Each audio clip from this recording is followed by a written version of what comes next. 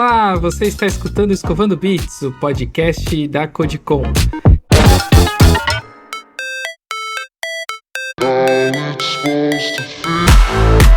No episódio de hoje o tema é inteligência artificial, assunto que ninguém nunca abordou antes na história dos podcasts, né?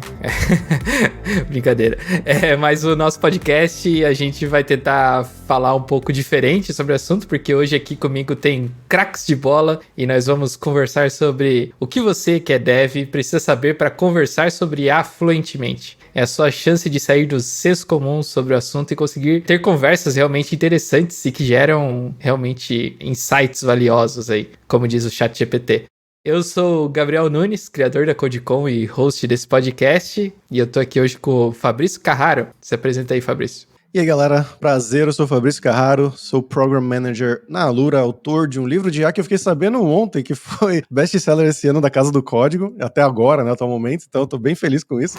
E eu acho que eu sou o único desbarbado desse papo aqui. Boa. E eu também tô com o Ayrton Lopes. Hoje realmente o Fabrício é minoria. Bom dia, boa tarde, boa noite a todos que estão nos ouvindo. Eu sou Ayrton Lopes, atualmente Head de Dados na Tivity, né? A Tivity é uma multinacional brasileira. Também sou professor na FIAP, nos cursos de MBA, de Inteligência Artificial e também de Cybersecurity. Tenho um curso lá na FIAP de Power Skill Extensions em Tecnologias Disruptivas. Também sou professor do curso de Machine Learning Engineering na Postec da FIAP com a Alura. E estamos aqui para bater um papo, né, a respeito de inteligência artificial, trazer um pouquinho da minha experiência também como doutor na área, o que a gente tem aprontado aí, e acho que desmistificar um pouquinho, né, esse assunto que é tanto falado, mas pouca gente aborda o assunto com real propriedade, né, Gabriel? É verdade. E eu trouxe esses convidados aqui hoje também porque eles estarão falando sobre esse assunto na Codecon Summit, né, que é o evento que a gente está organizando, junto com a Erika Nagamine, no painel Tendências IA e o Impacto no Desenvolvimento de Software. O episódio de hoje é um spoiler, né, do que vai rolar no palco da Codecon Summit, então se você quer ouvir o que eles têm a falar sobre o tema e trocar uma ideia com o Fabrício e com o Ayrton, o ingresso está à venda, né, o evento acontece dia 6 e 7 de setembro, é só acessar o site codecon.dev/summit, e eu também vou deixar o link aqui na descrição do episódio. E antes de entrar na conversa, né, a gente tem o nosso jogo de hoje, eu já expliquei para eles aqui que hoje a gente vai jogar... Os carros são como Atlântica. Explicando de novo, para quem ainda não ouviu, esse jogo ele consiste em relacionar duas coisas que aparentemente não têm relação nenhuma e formar uma frase que tente fazer a relação ter sentido. Eu vou dar um exemplo aqui do que foi usado no episódio do JujubaCast, né, de onde a gente roubou essa ideia. Então, a frase era: beber Coca-Cola em taça de vinho é como assistir vídeo de gente caindo. E a resposta vencedora, que até eu lembro que foi o Azaghal que deu nesse episódio, é: eu sei que é errado, mas gosto mesmo assim. Então, foi muito boa essa resposta realmente, então ele mereceu. E vamos lá, daí para cada rodada, cada um vai dar uma sugestão sobre a frase que eu falar e eu escolho o grande vencedor da rodada, sendo que a última rodada vale 1 milhão de pontos. Esse modelo aí tá enviesado. Pra dar chance pra quem estiver perdendo conseguir ganhar. Vamos lá, a primeira frase, vou começar com o Fabrício, que o Fabrício falou que ele já ouviu isso, mas a frase é: a vida é como um loop infinito. A vida é como um loop infinito. Se você é espírita, você acredita... Não sei, vai ficar um negócio politicamente incorreto aqui, né? Nem queria. De acordo com muitas religiões, isso é um fato, vamos dizer assim. Boa, boa. A vida é um loop infinito para quem acredita em reencarnação. A minha cola eu tinha colocado assim, ó: a vida é como um loop infinito. Às vezes você só quer apertar Ctrl C. Boa, boa. Mas eu acho que eu vou dar um ponto ali pro Fabrício. Até pelo politicamente incorreto que ele meteu ali no meio. Tá, a próxima é: a matemática é como um gato. Vai lá, Fabrício. Ela pode estar viva ou morta dentro de você. Ai, droga. Uma matemática de Schrödinger. Aí. Roubou uma ideia, droga. Pode pensar um pouquinho aí. A matemática é como um gato, mas ela tem mais de 7 vidas. Tem muitas. A minha cola era: a matemática é como um gato. Às vezes você acha que entende, mas ela sempre tem uma surpresa pra você. Boa, boa. Realmente. Eu tenho 4 gatos, eu entendo bem disso. Mas eu acho que eu vou acabar dando pro Fabrício de novo ponto aqui, porque ele citou aí o gato do Shrek. Isso, não tem como competir, mas assim. A próxima é: Machine Learning é como treinar um hamster pra fazer truques. Vai lá, Fabrício. Por mais que você tente, a recompensa nunca é suficiente. Não sei. Mas rimou. Rimou. Vai lá, Ayrton, tua chance, hein? Essa dá pra superar, hein? Machine Learning é como treinar um hamster para fazer truques. Às vezes o modelo ele também fica andando em círculos, né? Assim como o hamster na sua rodinha.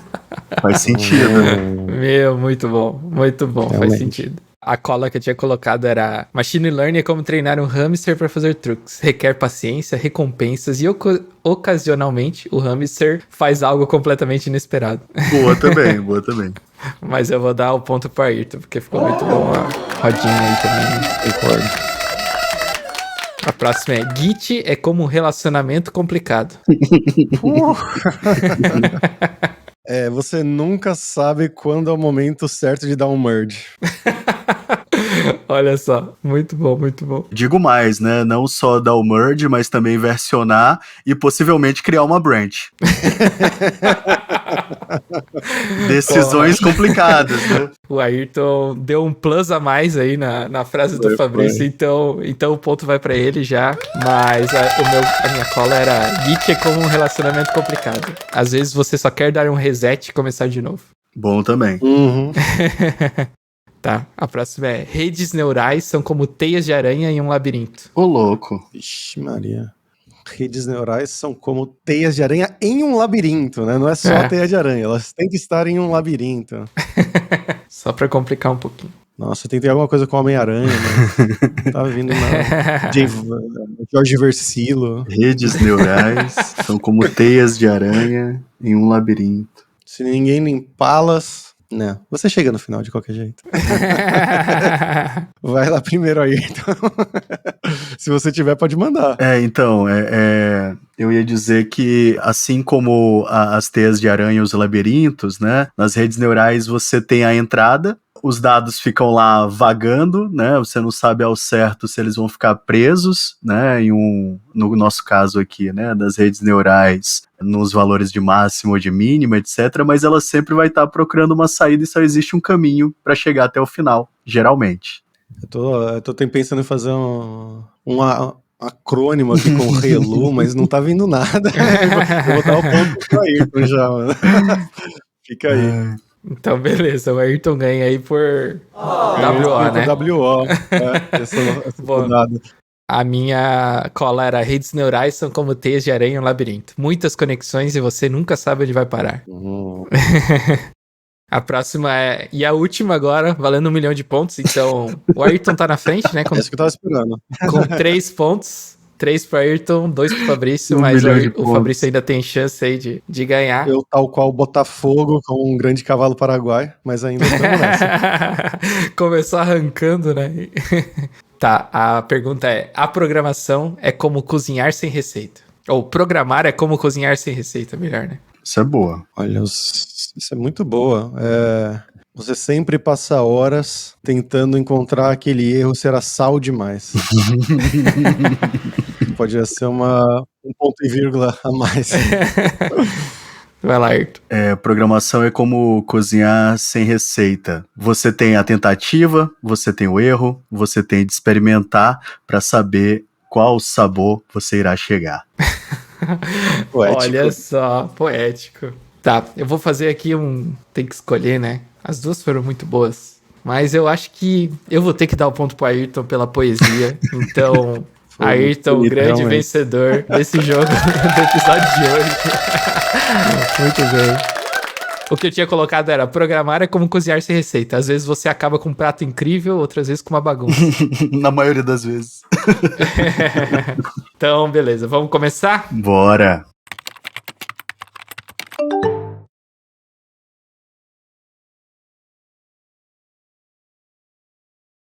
Então, eu queria saber de vocês, qual foi o primeiro contato de vocês com inteligência artificial, assim, vocês entraram no hype, no barco lá no começo, vocês entraram no hype depois que já tava na moda, e quando vocês deram conta que isso não era, assim, algo passageiro, era uma coisa realmente importante pra vocês entrarem, porque vocês dois hoje trabalham bastante com isso, né? Escrevem sobre isso e, enfim, essa é a pergunta. Eu acho que eu vou primeiro porque a minha história é mais rápida que a do Ayrton, com certeza. Eu estudei engenharia da computação na universidade, né? Fiz Unicamp, e lá eu cheguei a ter... Tinha a optativa, na verdade, porque você pode escolher duas áreas. Você escolhe a área a gente chamava de azoide, que era mais para software, e a bezoide, que era mais para hardware. E na época eu escolhi hardware por algum motivo, que eu não sei o que eu nunca trabalhei com hardware na minha vida, eu saí da faculdade, fui trabalhar com programação, mesmo com a parte de software, mas enfim, eu acabei não tendo a matéria de IA que estava do lado do pessoal de software, mas eu tinha uma atração, vamos dizer assim, né? Me interessava, mas eu não sabia muito bem o que era, não mexia, não fazia nada. E isso foi passando,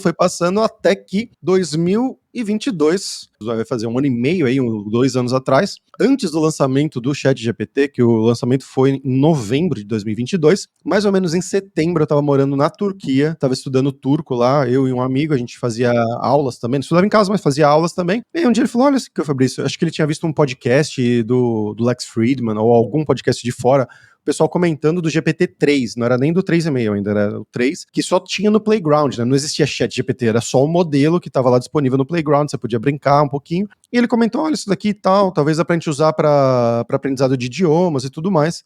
E aí a gente tentou usar, só que ele tava bem ruinzinho, assim, né? Pro inglês ele funcionava até que bem, mas pro turco, pro português, fazia vários erros, então eu falei, beleza, vamos ver aí. Mas acabamos não usando tanto, mas já ficou aquela coisa acesa na cabeça. E aí em novembro eles lançaram o 3,5, né? O que foi o ChatGPT, com o modelo 3.5 da OpenAI, e aí eu já tava por dentro do que era, né? O assunto já tava começando já tinha me interessado, mas quando lançou que foi a bomba, eu meio que já estava 2 meses ali, meio que vendo o que era, brincando um pouquinho. Então eu tive esse adianto aí de ter lido. E logo depois veio também o Stephen Wolfram, que a gente inclusive entrevistou recentemente lá no nosso podcast, né, o Hipsters Fora de Controle. Ele lançou um artigo /livro, que é enorme, mas é bem legal, vale muito a pena, que é explicando como é que o ChatGPT funcionava por baixo dos panos, né? Pegando todo esse hype, ele lançou esse artigaço, que vale muito a pena ler. Eu comecei a estudar muito sobre isso, né? Comecei a estudar por conta própria, assim, de hobby mesmo. Eu não estava fazendo nada relacionado a isso no trabalho, né, na Alura. Só que como eu estava usando esse, aí veio o Midjourney, comecei a usar também, veio o DALL-E 2 antes, né, comecei a usar, e comecei como usuário, principalmente, mas comecei a ler como que essas coisas funcionavam por baixo dos panos, né, por nerdice, vamos dizer assim. E nessa minha nerdice, o pessoal da Alura começou a ver que eu estava bem nerd, estava fazendo várias coisas, né, lendo, mandando artigos pro pessoal ler também, compartilhando conhecimento, e aí começaram a falar, Fabrício, você não quer participar aqui do nosso novo podcast? Eles tinham acabado de lançar, fazia acho que uns 5 episódios, que eu não participei dos primeiros, acho que 5 ou 6, e aí quando eles viram que, o Fabrício tá entendendo, tá se interessando, tá estudando sobre isso, eu comecei a entrar nisso, foi no comecinho de 2023, e aí foi mais uma motivação, né, comecei a participar de todos os episódios, virei co-host do programa, né, eu e o Marcos, agora a gente toca toda semana, e com isso vieram mais convites, fui convidado para escrever o meu livro sobre inteligência artificial, que explica exatamente, né, como que funciona, o que é, desde o básico, né, então é para, não sei, seu pai, sua mãe, sua tia, seu primo que se interessa por esse mundo, mas não sabe exatamente o que é machine learning, é bem para leigos, assim, e vai entrando mais fundo para como que funciona por baixo dos panos e tudo mais, como que foi feito o treinamento desses modelos. E esse processo de escrita para mim foi um processo ao mesmo tempo de escrita e foi como se fosse uma tese para mim, né, de mestrado, sei lá, porque várias coisas eu já sabia como funcionava por ter lido antes e outras coisas eu não sabia, então eu tive que realmente fazer a pesquisa. Muitas vezes eu lia, não sei, 3 horas para escrever uma linha de texto, né, para entender aquela informação, processar para mim mesmo e escrever uma informação correta e mastigada para o pessoal entender no livro, né. Então foi um processo que demorou uns 3, 4 meses, a escrita do livro, e nisso continuava, estudar mais coisas, então foi um processo com certeza muito mais recente do que o do Ayrton, que começou, como eu falei, né, em setembro de 2022, mas desde então tem sido bastante intensivo, né, tanto a gente se aproximando do Google, né, com o pessoal que fez uma imersão com a gente da Alura recentemente, de IA, né, eles vieram lá falar bastante sobre o Gemini, que eu tive que usar bastante porque eu que criei o roteiro roteiro dessa imersão, estudei muito sobre engenharia de prompt também, né, as técnicas que o pessoal do Google, da Meta, estão utilizando por aí, o pessoal da Maritaca, a gente fez bastante amizade também, o outro pessoal do podcast Vida com IA, o Felipe. Então, veio tudo isso, essa é basicamente a história, e nisso eu entrei numa pós-graduação, a pós-tech lá da FIAP também, onde o Ayrton falou que ele é professor, e eu estarei me formando daqui a exatamente 29 dias na pós-tech de Machine Learning. Olha só. E você, Ayrton? Bem, meu primeiro contato com inteligência artificial foi em 2008. Eu tinha acabado de entrar na graduação, eu fiz engenharia da computação, assim como o Fabrício. Eu fiz engenharia da computação lá na Universidade Estadual do Maranhão, era a primeira turma desse curso, e assim como qualquer primeira turma, a gente era muito alvo ali, cobaia mesmo, né, de alguns experimentos de aulas e disciplinas que acabaram não vingando, né, depois para a grade normal do curso, né, mas foi bastante interessante porque logo numa das minhas primeiras aulas, de uma disciplina de matemática discreta, né? Então uma mistura aí de lógica com começo de lógica voltada para programação, né? Matemática de Schrödinger. Um professor, ele acabou falando que tinha conseguido uma bolsa de estudos, né, uma bolsa de iniciação científica na área de inteligência artificial para começar a estudar algoritmos não supervisionados. Então, nessa época, quando a gente falava de inteligência artificial, né, nem se usava muito o nome inteligência artificial, porque ainda tinha um certo preconceito com aquelas IAs lá dos anos 70, né? Então, se falava muito de mineração de dados. E eu fui exposto, né, então, aos livros da época de mineração de dados. A primeira vez que eu li o livro do Peter Norvig, né, que hoje eu conheço e já falei com ele, etc., foi nessa época também, em 2008. E aí eu fiz um seletivo, consegui essa bolsa, né, fui aluno de bolsa de iniciação científica durante 4 anos, né, tive essa bolsa, depois tive mais uma.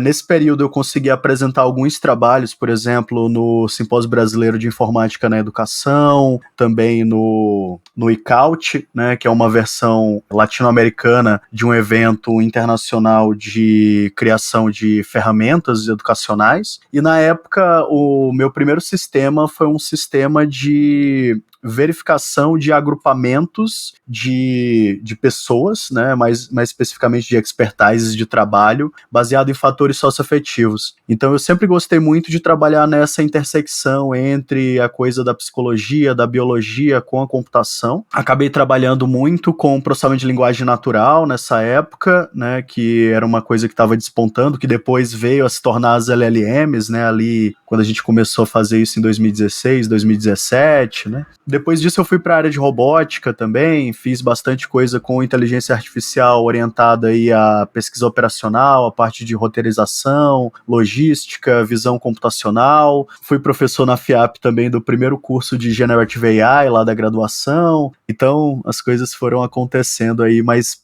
meu primeiro contato mesmo foi em 2008, quando ainda era mineração de dados. Agora pensando no título do podcast mesmo, não vou deixar pro final isso, mas eu queria entender da parte de vocês que, sei lá, trabalham, escrevem o tempo todo sobre isso, estão o tempo todo falando sobre isso, é uma coisa, mas para um dev comum, assim, que ele tá ali trabalhando no dia a dia dele, codando mesmo, o que ele precisa saber sobre IA para ele não ficar perdido no meio do caminho, para ele não ser substituído por uma IA? O que vocês acham que é essencial para que um dev, pelo menos saiba o básico, que entenda ali, igual, preciso saber o básico de MySQL, preciso saber o básico de, sei lá. Tem a receitinha de bolo, né? Logo que a gente vai contratar alguém, tem aquela básica que é algum conhecimento de matemática matricial vetorial, né? Isso é meio óbvio, porque a maioria dos dados que a gente vai trabalhar hoje em dia são dados que eles têm que ser alvo de várias transformações diferentes. Então, entra nessa linha também a parte de pré-processamento de dados, análise exploratória de dados. Então, muito do que um analista de dados já faz, por exemplo. Hoje em dia, a gente fala muito de CI/CD, né? Então, não basta só você produzir código, mas você tem que saber versioná-lo, você tem que saber trabalhar em diferentes repositórios, né? E acho que mais especificamente para IA mesmo, né, assim, eu não conheço particularmente ninguém, nenhum especialista que conheça tudo de IA e que possa afirmar disso. Então, assim, se a gente for falar, por exemplo, de métodos de aprendizagem, só na literatura existem mais 17 métodos diferentes de como dotar a aprendizagem para um algoritmo, né? Então, assim, ninguém vai conseguir estudar isso tudo, né? Então, estuda os 3 básicos, né? Estuda lá aprendizagem supervisionada, não supervisionada, aprendizagem por reforço, começa a fazer exercício, monta os seus algoritmos na mão primeiro, para depois começar a utilizar framework. Se você já é um desenvolvedor, se você já é um engenheiro de software, você vai ter muito menos dificuldade, porque a maior dificuldade dos cientistas de dados atualmente é programação, é lidar com essa diferente bagagem de código. Tem algum conhecimento de feature engineering também, lidar com os diferentes atributos e como que esses dados vão estar formatados e vão estar sendo apresentados para os teus algoritmos. E uma outra coisa é, seja muito amigo das pessoas de negócio, porque você também não vai ter o conhecimento delas que vai ser necessário para que você realmente resolva problemas complexos, né? Então, cole nelas, aprenda alguma metodologia para poder abstrair um pouquinho desse conhecimento que essas pessoas têm. Então, vá atrás de um Machine Learning Canvas, vá atrás de um Data Innovation Board, alguma metodologia, sei lá, de Design Thinking, alguma coisa para sair do outro lado também. Então, busquem conhecimento, né? Como diria ET Bilu. Eu sempre mando essa. Como o Ayrton falou, concordo. E eu acho que ele até focou mais no pessoal que quer talvez desenvolver uma IA, né? Entrar nesse mundo para desenvolver IAs, engenheiro de IA, engenheiro de machine learning, essas coisas. Tem também a pessoa, o dev comum, vamos dizer assim, né? Front, back, que tá ali no trabalho mais do dia a dia deles, né? Em um banco, uma empresa de advocacia, de negócios, de comida, seja lá qual for. Sim. Essa pessoa aí é uma outra questão, na verdade, né? Tenho visto já em algumas empresas, bati papo com o pessoal de algumas empresas, fui até convidado para bater um papo com eles, que é os usos diferentes que eles têm feito, né? Mas o pessoal, eles têm usado muito, que eu tenho visto recentemente, no atendimento ao cliente. Por exemplo, bancos têm usado, e não só bancos, mas empresas em geral têm usado muito no atendimento ao cliente, esses LLMs e tudo mais. Via API, claro. E aí, outros também têm usado, por exemplo, na Alura, a gente começou a usar de algumas formas, por exemplo, para ajudar na criação de exercícios, né? Mas sempre com o que o pessoal fala sempre, que é o human in the loop, né? O humano no meio do processo. Sempre vai ter uma pessoa para analisar depois. Então, vamos dizer que você é um dev numa empresa comum, uma empresa que não vai criar a sua própria IA, você só vai usar a API da OpenAI, a API da Anthropic, seja lá de onde for, do Gemini. Nesse caso, é você conhecer bem os parâmetros que essas APIs proporcionam, porque eles são diferentes, eles são praticamente quase sempre os mesmos, mas muda os valores. Por exemplo, a temperatura na OpenAI vai de 0 a 2, a temperatura no Gemini vai de 0 a 1, então tem esses padrõezinhos ali bacaninhas assim, e pequenos de cada uma. No Gemini, por exemplo, quando você vai usar a API, eles têm uma possibilidade de você restringir o tipo de conteúdo da resposta de acordo com a violência ou a agressividade, vamos dizer assim. Então, você quer permitir que a resposta tenha um conteúdo um pouco mais considerado agressivo, considerado harmful, né, que possa ter algum problema. Em alguns casos, talvez sim. Se você for falar diretamente com o cliente, provavelmente não. Se você quer, por exemplo, usar sua empresa é uma empresa que analisa dados de NLP, você quer classificar tweets para ver se o negócio foi negativo, positivo, negativo, a emoção, coisas assim, talvez você queira sim usar esses dados mais agressivos, mais, entre aspas, indesejados. E o Gemini tem uma função ali, tem uma configuração que permite você colocar isso. Então, o clássico, né? Leia bastante a documentação da API, do modelo que você for utilizar, porque, por exemplo, a OpenAI não tem isso, e o Google tem já de cara, né? Desde os primeiros modelos. E use um pouquinho também eles, não só via API, use via plataforma, use via Playground, né? O Playground da OpenAI, ele te deixa lá você alterar esses parâmetros como de temperatura, saber o que são esses parâmetros, né? Mas alterar, brincar um pouquinho com eles lá, top K, top P, stop sequence, tudo isso, e aí você mexendo com isso no Gemini, você pode brincar com isso lá no Google AI Studio, a Anthropic deixa você brincar com isso no console.anthropic.com, então brinca um pouquinho também com esses playgrounds assim, antes, além só de brincar com a API, que aí você vai conhecer melhor a ferramenta e vai poder utilizá-la melhor para o seu dia a dia. E complementando isso, engenharia de prompt, né? Saber as técnicas mais usadas, pelo menos o few shot prompting ou chain of thought também, que são os mais relevantes, eu acho. Conhecer e saber aplicar eles nos seus prompts vai ajudar bastante você ter um resultado melhor. You've got mail. A engenharia de prompts é interessante também para, pô, sei lá, quando o cara tá no dia a dia, assim, programando e ele precisa de ajuda do chat ali para resolver algum problema, isso também é super interessante, né? Com certeza.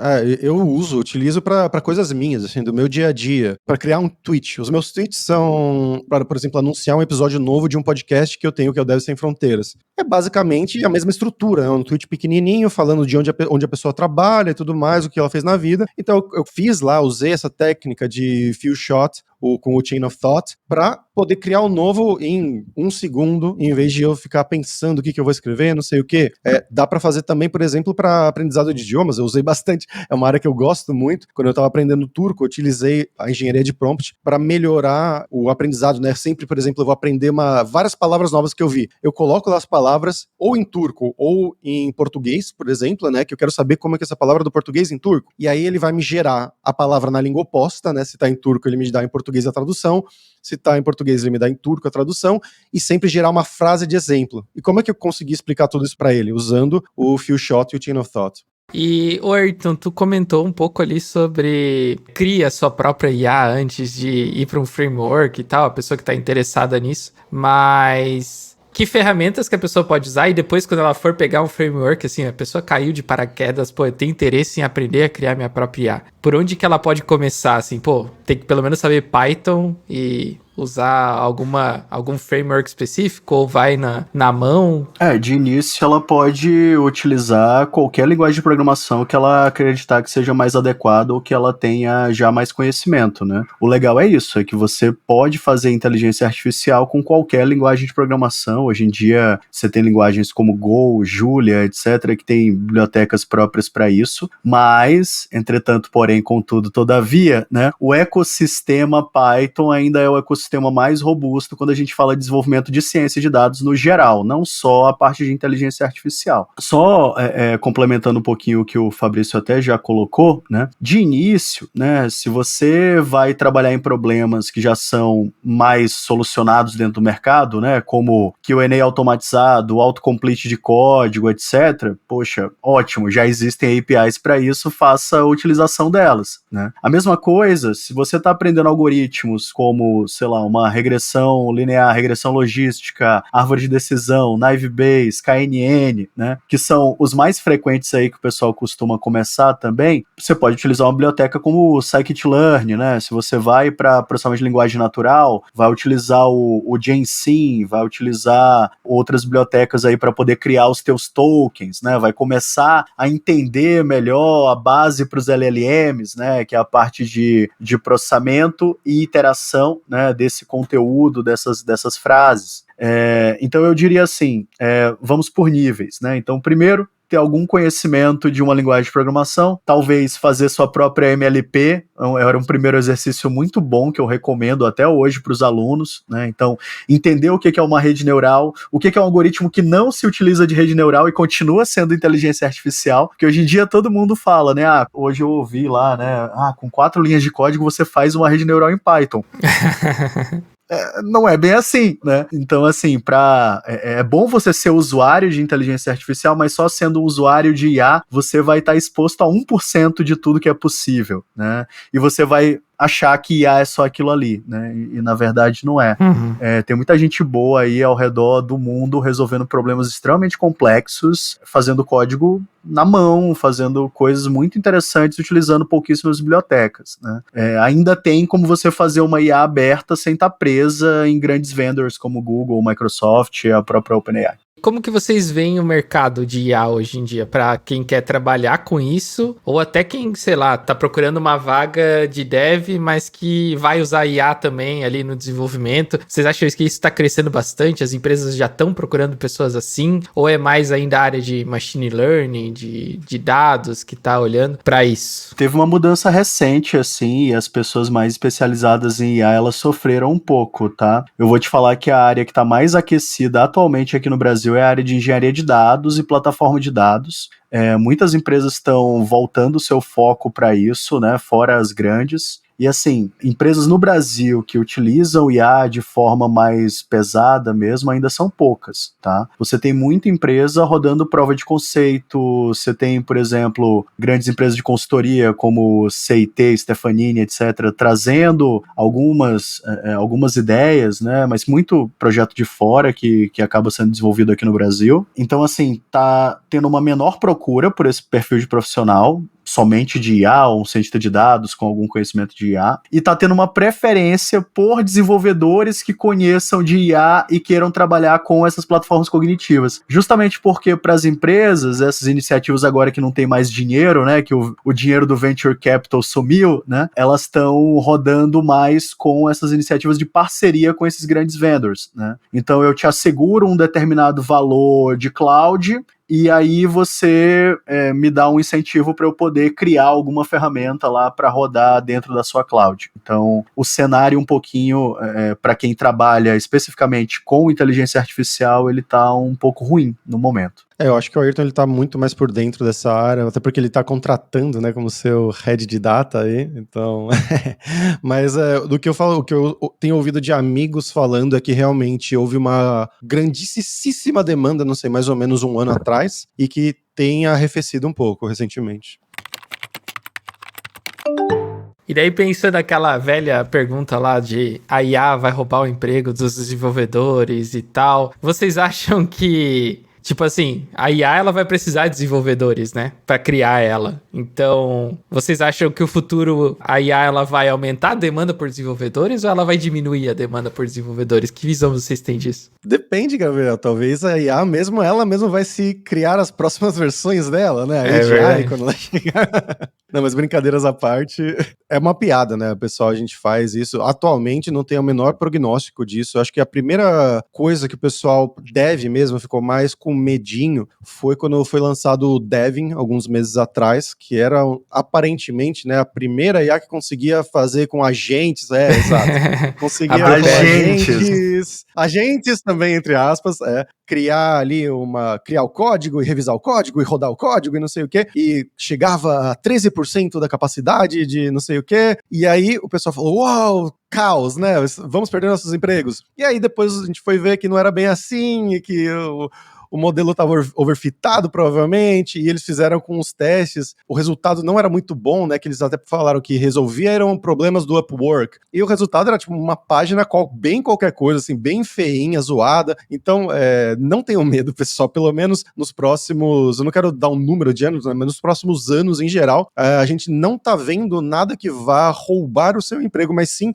uma coisa que a gente sempre fala, não necessariamente uma IA vai roubar o seu emprego, mas talvez alguém que saiba usar bem uma IA vá, sim, ser mais capacitada do que você. É igual, eu sempre dou esse exemplo, quando o pessoal começou a trabalhar com os computadores, que foi lançado o pacote Office, quem sabia usar bem o Excel para mexer com dados, tinha uma grande vantagem sobre quem não sabia usar o Excel. E inclusive, eu cheguei a fazer provas de Excel, né, provas de entrevista de emprego, que eu tinha que saber ali fazer um VLOOKUP, né, que é o PROC-V, uma pivot table em Excel e tudo mais. Então, se eu não soubesse fazer isso, talvez eu não teria passado naquela vaga. É completamente normal. E hoje já é assumido que você sabe Excel, que você sabe o mínimo de conhecimento do pacote Office em qualquer vaga, né? Em qualquer área de tecnologia. Verdade. Antes era comum ter, né? Excel avançado, sei lá, Excel. Conhecimento em Excel, né? Nas vagas. Exatamente. Complementando um pouquinho também, tá? Rapidinho, Gabriel. Eu acho que... O que vai acontecer, né? IA, ela vai começar a virar um commodity. O pessoal, aqui no Brasil, principalmente, está tratando o IA como se fosse um puxadinho, tá? Então, eu já tenho esse processo, eu já tenho esse produto, agora toma aqui um módulo onde magicamente o meu produto agora tem IA, né? Então ainda não chegou no momento, de fato, que a gente tem uma massa crítica, né, de empresas rodando e procurando esse profissional e esse tipo de projeto mais complexo, mais customizado. Mas tem uma hora que tudo isso vai ter que ser reescrito, tem uma hora que vai chegar a computação quântica também na jogada, e IA também vai se tornar um commodity. Não vai ter mais como você desenvolver qualquer coisa para lidar com a massa de dados, que só vai aumentar, porque a população aumenta, apesar de diminuir em alguns cantos do planeta, ela aumenta em outros locais, né? Você tem uma maior urbanização que não vai arrefecer, não vai parar, né? As pessoas têm que viver em algum lugar. Você não vai mais conseguir construir casas sem fazer processo automatizado, você não vai conseguir mais construir código se você não tiver alguma maneira de automatizar isso tudo para poder lidar com a vida na Terra daqui a alguns anos, né? Então, assim, IA vai ser só mais uma coisa, entendeu? Vai deixar de ser essa coisa tão especializada e todo mundo vai passar a ter contato em algum momento, né? Hoje em dia a gente tem um contato ubíquo, né? Aquele contato onde a IA está no background. Daqui a pouco ela vai ser a tua interface para poder lidar com o teu celular, para poder lidar com qualquer equipamento eletrônico, né? Então é bem natural. Eu não sei por que as pessoas ainda abrem essa discussão, sinceramente. Parabéns pelo uso da palavra ubíquo. Mas já que o Ayrton deu uma viajada, pensou no futuro aí da IA, no dia a dia das pessoas, o que mais vocês pensam, assim, que pode mudar na vida da sociedade no geral, assim, com a IA? Sei lá, os robôs vão estar lá igual o Her, que a gente vai conversar com eles o tempo inteiro. Sim, já está sendo feito, né?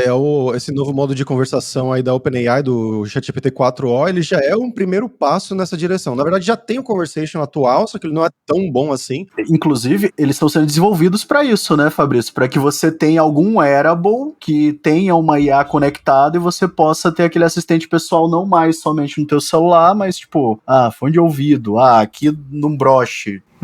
Ele fala, putz, qual foi meu... Chegou algum e-mail? Quantos e-mails não eu tenho? Uma coisa mais nesse sentido, mas também esqueci, se conecta na sua casa também, né? Internet of Things também vai ter tudo isso, que você tá na rua, ó, vai acendendo fogão aí em casa que eu tô chegando. Qualquer coisa nesse sentido também. Mas esse parte do Conversation, eu acho que é o que tá mais próximo da gente, né? Porque vai lançar, a OpenAI já prometeu pra outono do hemisfério norte desse ano, que é entre setembro e novembro, que vai estar disponível para todos os usuários do plano Plus. Essa melhora parece ser bem considerável, assim, né? Tanto que você vai poder controlar o humor do modelo, né? Fala mais animado, mais devagar, que é uma coisa que, por exemplo, para aprendizado de idiomas é uma coisa que faz uma grandíssima diferença. Eu tentei usar o Conversation atual para aprender turco, é impossível, porque ele fala na velocidade da luz. Se você é uma pessoa que não fala já num nível avançado, vamos dizer assim, não serve, sabe? Se for para aprender uma língua, sei lá, o espanhol, o italiano, uma língua mais próxima, ou que você já tem um nível superior, aí beleza. Mas para uma língua mais distante, ou que você não tem um nível tão bom, não funciona atualmente. E quando for lançado isso agora no outono do Hemisfério Norte, vai funcionar porque você vai conseguir controlar. É um grandíssimo primeiro passo nisso. Mas eu acho que o que mais me anima pro futuro é ter um robô para passar as minhas roupas, que é uma coisa que eu odeio fazer com toda a minha alma. Lavar louça. Tem algumas empresas... Lavar louça já existe, né?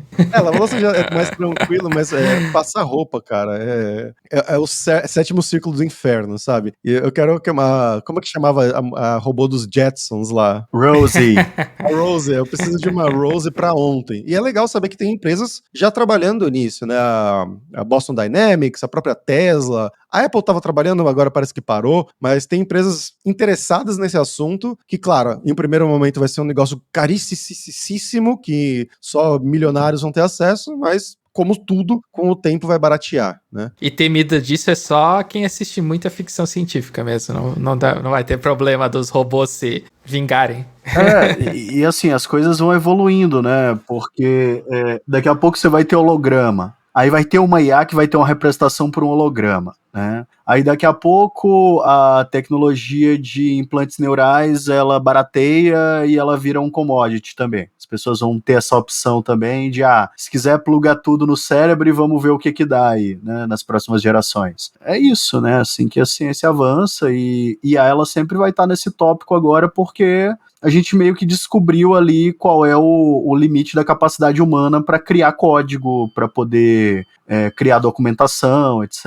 E agora a gente necessita de respostas mais automatizadas. A IA é só uma delas. Tem uma questão que eu queria trazer também, Gabriel, que é uma questão que realmente vale preocupação. Não é de que os robôs vão conquistar o mundo, mas é uma questão mais humana, né? De você... Tem muitas pessoas, já é falado hoje em dia, que existe uma epidemia de solidão em muitos países do mundo, né? O Japão, China, Europa, mais do norte também. E não só, né? Imagino que no Brasil também tenha em algum nível. E quando você tiver um robô que ele te entende, ele te conhece, ele sempre fala coisas agradáveis. E ele emula o humano, ele emula a afetividade, imagina. É todo. É uma coisa meio que... É um Her misturado com o Ready Player One, né? Porque você vai ter o visor também, você vai conseguir entrar no Second World e você poderá, quem sabe, você pode ficar num mundo que você vai viver ali com outras pessoas, mas você pode viver num mundo de NPCs que todos são IAs super legais que fazem o que você quer e ganham tudo, te dão todo tipo de prazer,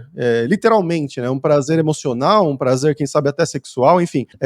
Eu tô explodindo a cabeça aqui mesmo, né? Falando possibilidades malucas de futuro, mas que não são tão malucas, porque a gente tá vendo a coisa aí nesse sentido. E nesses lugares que já tem essa epidemia de solidão, isso pode ser um risco real para essas pessoas de um ponto de vista psicológico, até de um ponto de vista de diminuição populacional, Com sabe? certeza. Então, possíveis consequências existem. As redes sociais meio que já estão fazendo isso com algumas pessoas, né? De tipo, pô, ficar viciado ali, querendo olhar o tempo todo. Imagina quando for uma coisa ainda muito mais prazerosa, né? Querendo ou não dizer, pra pessoa, né? Vai ser complicado mesmo. E a gente falou, deu uma viajada aqui sobre o futuro do dia a dia, mas pensando em dev, assim. Vocês veem que o que pode mudar no dia a dia de um dev, além do Copilot ali ajudando você a digitar, ou o ChatGPT respondendo dúvidas, vocês conseguem imaginar alguma coisa fora disso, assim, que agilize o trabalho na programação? Vocês acham que vai vingar mesmo ter um Davinho ali programando pra gente, ou algo assim? Sim, com certeza. O modo como a gente programa, ele vai mudar. Primeiro que, assim, tem um limite do que a gente consegue fazer com hiperativos, né? Então você tá dando uma ordem em linguagem natural. Isso também é mais natural para nós, mas é incômodo também. Você ter que ficar falando tudo o que vai acontecer, né? Então, assim, as plataformas, por exemplo, né, de front-end, que você desenha uma tela e essa tela ela é construída para você, né? Pelo menos um mockup, alguma coisa do tipo. Isso já acontece. Tem algumas empresas que já estão investindo nisso. E isso também vai evoluir daqui a alguns anos, né? Aí, para back-end, você vai continuar tendo autocomplete. O autocomplete, a qualidade do código vai melhorar também, isso é meio óbvio, né? Eles vão passar a ter problemas com direitos autorais, vão começar a comprar direitos autorais de pessoas que codam bem, e os códigos vão ficar melhores, muito melhores do que acontece hoje em dia. Pelo amor de Deus, o GitHub Copilot ele é um coder medíocre, horrível. Mas assim, por quê? Porque ninguém põe código de boa qualidade no GitHub. Quando faz uma versão paga, uma versão que ele não consiga fazer scrapping disso. Mas assim, uma hora eles vão ter dinheiro para poder investir nisso e vão atrás de qualidade. Então assim, o trabalho do coder, ele vai ser um trabalho muito mais criativo do que um trabalho braçal, né? Então vai ser um trabalho muito mais de pegar regras de negócio, porque as pessoas de negócio dificilmente elas vão virar coders, mesmo com prompt, ainda dá muito trabalho e ainda vai dar durante muito tempo, e vai ser muito mais um trabalho, acho que de arquiteto, tá? O que hoje é mexer nas caixinhas, desenhar e depois criar integrações, isso vai virar também um trabalho de IA daqui a um tempo. Mas talvez o front-end seja o que esteja mais em jogo, né? Que seja mais, digamos assim, fácil de tipo, ó, tá aqui o Figma que o designer fez, transforma isso aqui numa tela. Tipo, isso seria a parada mais... Entre aspas, né? É porque, assim, hoje em dia você vai precisar de uma equipe menor para poder fazer as coisas que uma IA não faz. Daqui a pouco a IA vai estar fazendo. É esse o sentido da transformação. As equipes também vão ficar enxutas. Já foi a época que você tem consultorias aí com grandes equipes dentro dos clientes e trabalhando nesse tipo de projeto, né? Hoje em dia você consegue fazer muito mais com menos gente. Sim, o pessoal vai começar a ser mais, entre aspas, produtivo com algumas coisas, porque não vai gastar tempo com isso, mas realmente, como o Ayrton falou, existe essa possibilidade de ter uma diminuição, mas a gente não tá falando de hoje, tá, pessoal? 2024. A gente tá falando de um futuro aí daqui a alguns anos, né? Sim, sim, sim.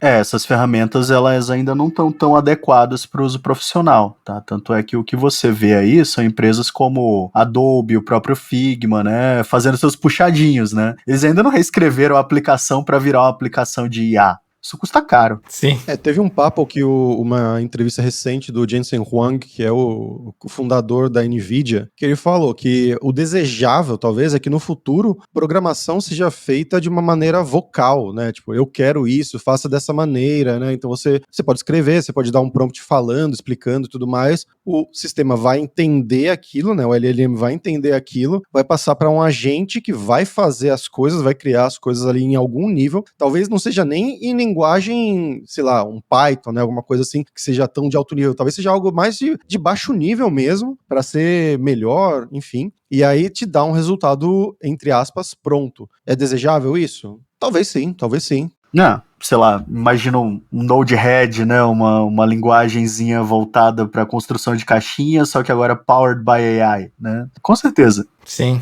Bom, gente, eu acho que a conversa já se estendeu bastante e eu só queria deixar a última pergunta aqui, porque eu acho que o painel que a gente vai ter na CodeCon desse ano, que vocês vão estar participando, vai falar bastante sobre esse assunto, assim, de tipo, qual vai ser o futuro, o que vai acontecer e o que vocês acham que a gente vai trocar de ideia lá nesse painel, assim? Vocês já chegaram a pensar um pouquinho? Eu sei que ainda falta 2 meses pro evento ainda, mas...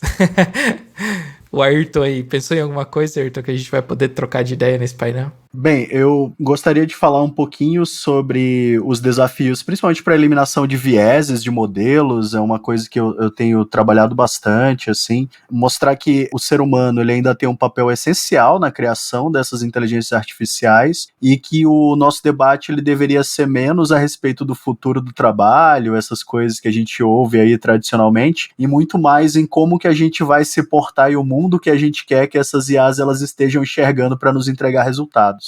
Perfeito, Ayrton. Não podia ter colocado melhor que isso. Massa. Então, pessoal, deixa aí os seus arrobas para quem quiser conhecer o trabalho de vocês. Como a galera pode encontrar vocês aí nas redes sociais? Qual é o melhor lugar? Olha, eu tô lá no Twitter, no X, né? @Fabrício Carraro, tudo junto. Também no Instagram, mas no Instagram é mais pessoal. Mas tenho usado também o LinkedIn recentemente. Aparentemente virou uma rede social interessante. Então tenho usado um pouquinho mais também. Mas é principalmente opiniões e novidades de IA e de línguas e bobagens são no Twitter. Boa. Bem, pessoal, se você ficou interessado, então, em saber um pouco mais dos meus projetos, eu estou bastante ativo no LinkedIn, onde sou um dos top voices na área de inteligência artificial. Só pesquisar por Ayrton Lopes, AHIRTON, tem esse H aí no meio do nome. Também sou bastante ativo no Twitter e em outras redes sociais, como Instagram, tudo Ayrton Lopes. Tem o podcast da Lambda 3 também, um dos podcasts mais acessados do Brasil. Dê uma conferida lá, todos os episódios que envolvem dados e inteligência artificial, eu tô puxando de alguma maneira, né? E agradeço aí ao Gabriel e ao pessoal da CodeCon mais uma vez de estar tanto no evento próximo quanto aqui participando do Escovando Bits. Obrigado a vocês.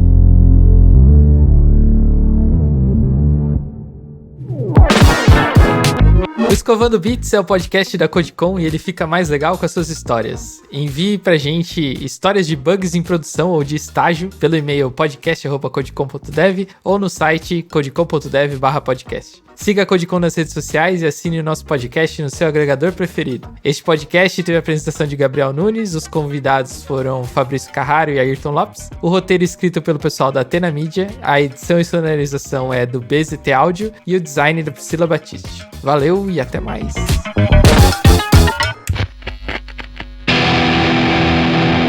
Este podcast foi editado pela BZT.